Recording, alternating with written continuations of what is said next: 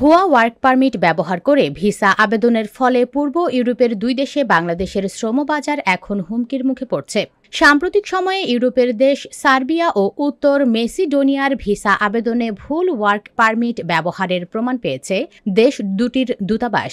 ইতোমধ্যে তারা বাংলাদেশি কর্মীদের জন্য ওয়ার্ক পারমিট দেওয়া বন্ধ করে দিয়েছে। এসব জালিয়াতি না থামলে ভিসা বন্ধ করার মতো পদক্ষেপও নেওয়া হবে বলে জানিয়েছে দূতাবাস দুটি। দুই দেশের কূটনৈতিক সূত্র জানান, উত্তর মেসিডোনিয়ায় দূতাবাসে ভিসার আবেদন করা ৯০% বাংলাদেশি কর্মীর ওয়ার্ক পারমিট ভুয়া। সার্বিয়ার ক্ষেত্রেও একই চিত্র। ২ মাস যাবৎ বাংলাদেশি কর্মীদের জন্য কোনো ওয়ার্ক পারমিট ইস্যু করছে না দেশ দুটি। তবু নিয়মিত এসব ভুয়া ওয়ার্ক পারমিট ব্যবহার করে শত শত ভিসার আবেদন আসছে। এভাবে চলতে থাকলে শিগগিরই বাংলাদেশি শ্রমিকদের জন্য ভিসা বন্ধ করা হবে বলে হুঁশিয়ারি দেওয়া হয়েছে। এমনিতেই সরকার পরিবর্তনের পর থেকে ইউরোপ, আমেরিকা সহ মধ্যপ্রাচ্যের দেশগুলো বাংলাদেশিদের ভিসা দেওয়ার ক্ষেত্রে কঠোর শর্ত আরোপ জারি করেছে, যার ফলে অনেক বাংলাদেশি তরুণদের এখন বিদেশ যাত্রা কঠিন হয়ে যাচ্ছে।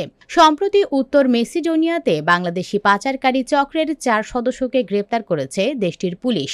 এর মধ্যে ২ জনের বাড়ি ব্রাহ্মণবাড়িয়া ও একজনের বাড়ি সিলেটে। এই চক্রকে আটকের বিষয়টি দেশটির জাতীয় নিরাপত্তা কাউন্সিলের বৈঠকে আলোচনা হয়।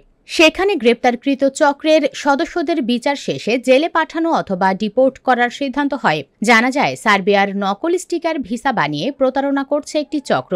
এর ফলে একদিকে কর্মীদের কাছ থেকে লাখ লাখ টাকা হাতে নিচ্ছে প্রতারক চক্র, অন্যদিকে হুমকির মুখে পড়ছে বাংলাদেশের শ্রমবাজার। শ্রমিক ভিসায় কাউকে বিদেশে পাঠাতে হলে ওয়ার্ক পারমিট ভিসার পাশাপাশি শ্রমশক্তি কর্মসংস্থান ও প্রশিক্ষণ ব্যুরোর BMET স্মার্ট কার্ড প্রয়োজন। প্রতারক চক্রগুলো প্রথমে ভুয়া ওয়ার্ক পারমিট বানিয়ে ভিসার আবেদন করে। ভিসা আবেদন বাতিল হলে তারা নিজেরাই নকল স্টিকার ভিসা বানিয়ে পাসপোর্টে যুক্ত করে।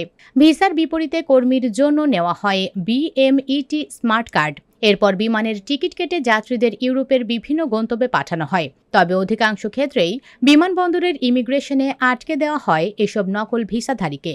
জানা যায়, প্রতারক চক্র সমাজ মাধ্যম ব্যবহার করে বাংলাদেশ সহ মধ্যপ্রাচ্যের বিভিন্ন দেশের প্রবাসী বাংলাদেশিদের টার্গেট করে। উন্নত জীবন, মোটা অঙ্কের বেতনের প্রলোভনে তাদের আকৃষ্ট করা হয়।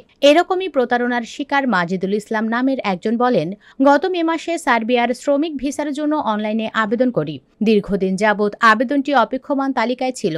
তবে সম্প্রতি এজেন্সির কর্মকর্তারা আমার আবেদন আইডির পাসওয়ার্ড পরিবর্তন করে দেন। এর আগ পর্যন্ত আমার আবেদন অপেক্ষমান তালিকাতেই ছিল। এখন এজেন্সি থেকে বলছে 1 মাসের মধ্যে অ্যাপ্রুভাল ও স্টিকার ভিসা দেবে। তথ্যমতে এসবই প্রতারণা। ভুয়া ওয়ার্ক পারমিট দিয়ে আবেদন করার কারণে ভিসা আবেদন অনুমোদন হয়নি। এখন তারা ভুয়া অ্যাপ্রুভাল লেটার ও স্টিকার ভিসা দিয়ে শত শত সহজ সরল মানুষদের কাছ থেকে লক্ষ লক্ষ টাকা হাতিয়ে নেওয়ার পায়তারা করছে। এসব বিষয়ে জানতে চাইলে নয়াদিল্লির উত্তর মেসিডোনিয়া দূতাবাসের রাষ্ট্রদূত স্লোবোড্যান উডনভ বলেন, 2 মাস যাবৎ বাংলাদেশিদের জন্য কোনো ওয়ার্ক